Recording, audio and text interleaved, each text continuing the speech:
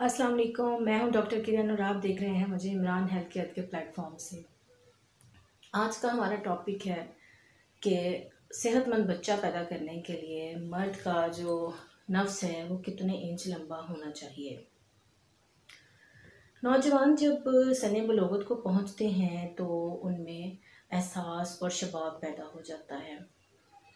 तरह तरह के ख्यालात जन्म लेने लगते हैं और वो बुरी सोबतों का शिकार हो जाते हैं,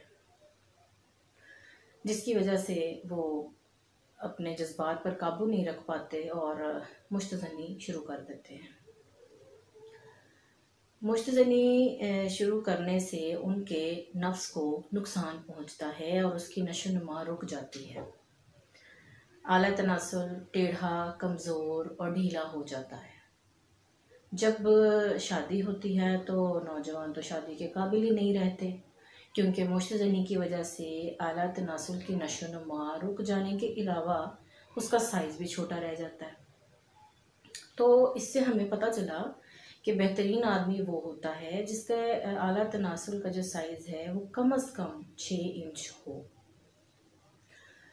जो साइज़ जिनका 6 इंच से कम होता है उसका क्या होता है कि जो बच्चा औरत के अंदर बच्चादानी में वो जा नहीं पाता और बच्चादानी के मुंह के बाहर ही इंजाल हो जाता है, जो बेऔलादी का सबब बनता है।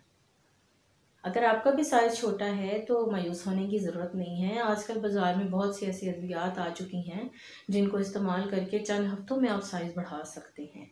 अगर आप भी इस मर्ज़ का शिकार हैं तो हमारे दिए गए नंबर पर रब्ता कीजिए और रब्ता करके आप यहाँ से तैयार शुदा हर्बल मेडिसिन है वो मंगवा सकते हैं और सेहतयाब हो सकते हैं।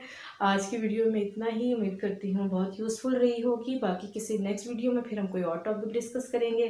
तब तक अपना बहुत ख्याल रखिएगा, दुआ में ज़रूर याद रखिएगा। अल्लाह हाफ़िज़।